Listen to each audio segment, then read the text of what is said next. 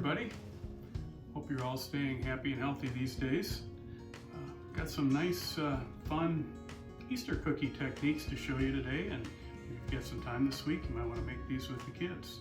So we're using a technique called color. What it is basically just a thinned royal ice. What I want to do is thin it down so it's just pourable, not stiff anymore, but not too runny either. So almost like the thickness of Pepto-Bismol. So here's a pink that even looks like Pepto-Bismol. We're gonna do 3 styles of cookie today.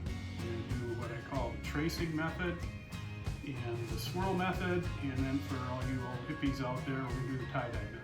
So I had to make these in advance because the little figures have to have about 24 hours to dry. So what I do is I just go into coloring books or on the internet or whatever, and I find whatever I'm doing. So we're doing Easter here, and I cut out some pictures, and I just take your basic acetate that you can get at any office supply store. I layer it over the tracing, and then I outline it with a thickened, a regular consistency royal icing. Once I've done that, I use all my other colors to fill in my different parts of the picture. And what you get is some pretty cool little deals here.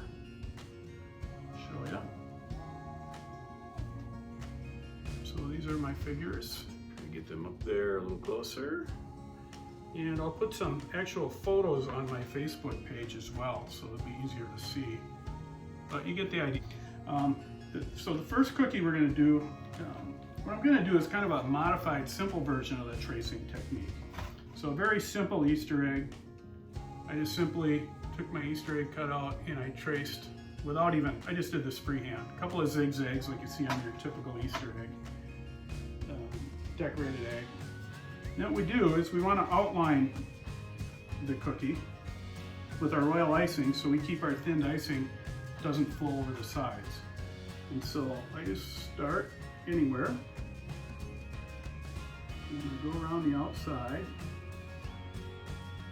And when you're trying to draw with royal icing, whether you're drawing or you're maybe making string work on a wedding cake, people try to actually handwrite with it and they get all these crooked lines because nobody's handwriting is that good.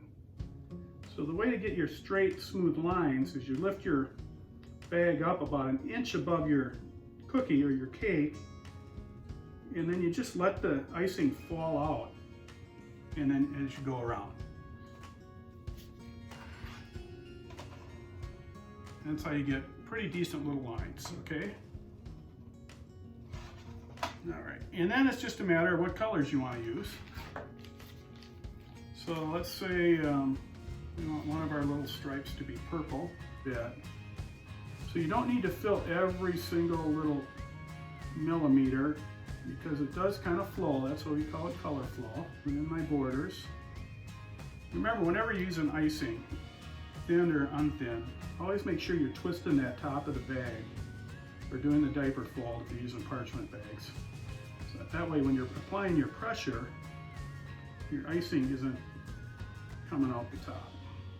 Because nobody wants their icing coming out the top. There we go. Always keep it under a wet towel because royal icing dries very quickly. Then if I have a couple of spots where it just didn't flow into where I wanted it to, I just take any kind of a sharp tool or a toothpick, push your icing, and then what do we want for colors? Well, yellow goes good with purple, so we'll put a little yellow. As you can see, I made this one really simple just for the purpose of doing this demo. But you know, if you're messing around at home and you got the time, feel free to make these as complicated as you want. And maybe we'll put a little blue along the bottom.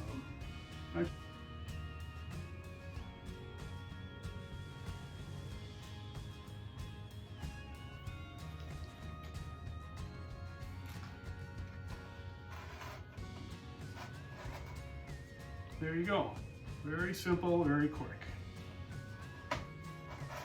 And then if you wanted to, while that icing is still wet, let's say you wanted to just put some little Easter eggs on that or something. You could maybe take a different color. And you could just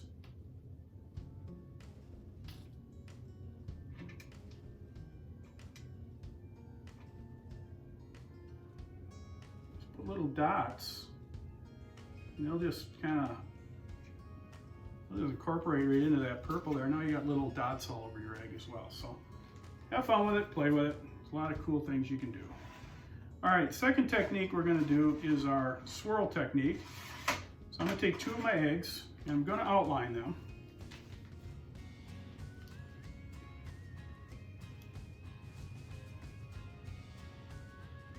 So remember, we just talked about this.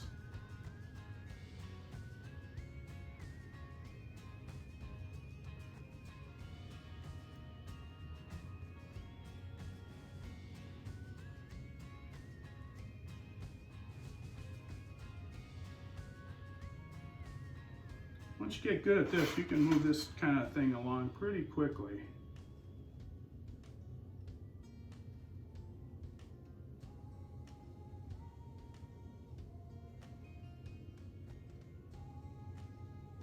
Now this royal icing, which hasn't been thinned, this dries really quickly.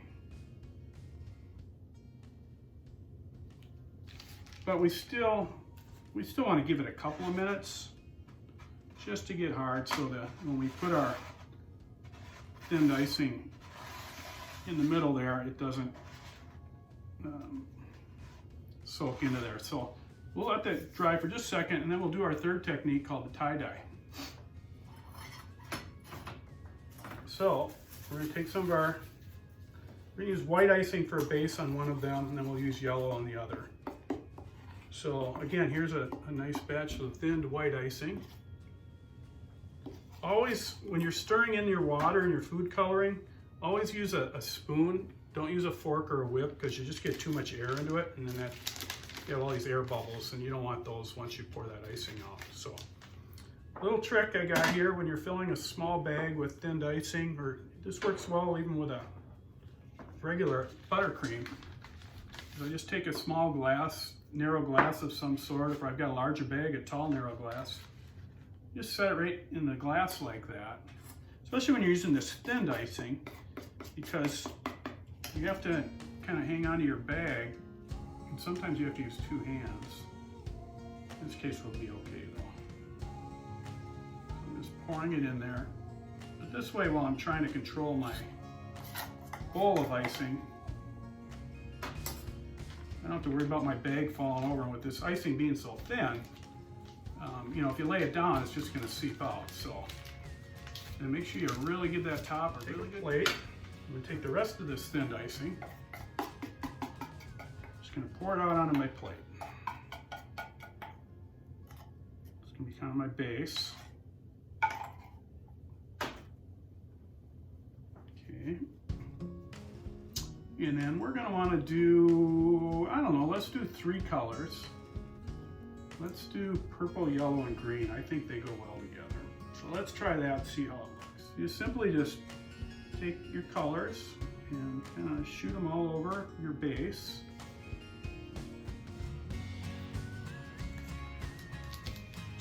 And yellow.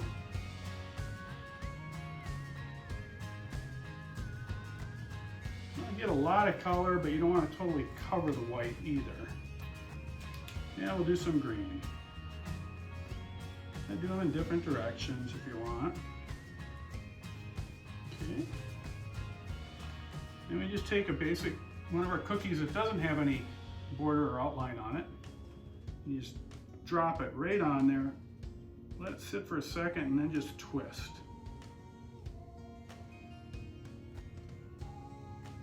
And voila, just like that. So simple, really fun. I love doing this at Christmas time. You can usually get a couple cookies before you have to, before it gets kind of muddled or cloudy looking. And then you have to add some more color. let it drip a couple of times because you don't want too much frosting on there. And there you go. Some pretty cool stuff. So now our borders should be okay for our swirl technique. We'll do one with a yellow background, one with a white background. These guys out of the way. Alrighty, so let's just fill one in with yellow first. So in this case, twist that top, and we're just going to go around the border.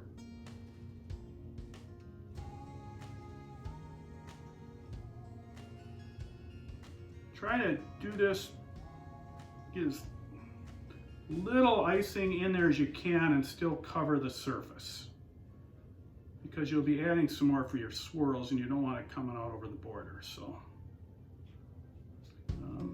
you have to work quickly, but not that quickly where we can't do two of them at the same time. So what I do now is I had my white icing, remember? Just snip the end off with your scissors. And I'm going to go ahead and fill in this one.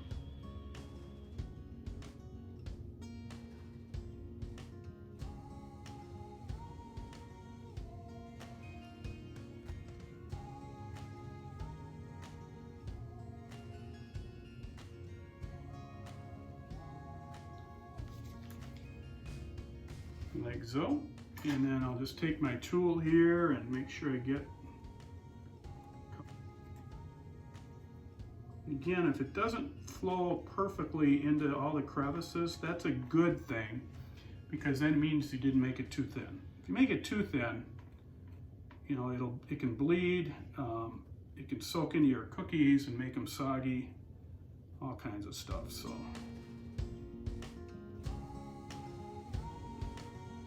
there we go. And that's just a matter of choosing our colors. So I think on this white background, I'm going to do a yellow, purple, and green. So what you do is you start, you want thin, still kind of like a little wavy thing here. And you go in the opposite direction. Moving back and forth, and then we're going to do some purple.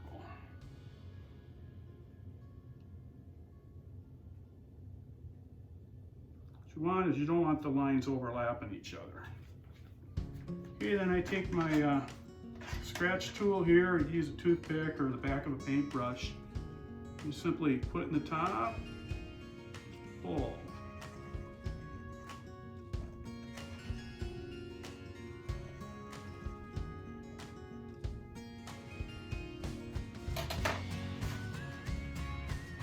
And you got a really nice, cool, shiny swirl technique. Let's do one with yellow. Purple and green look good together on yellow, so let's do that. We're only going to do two colors since we do have a colored background.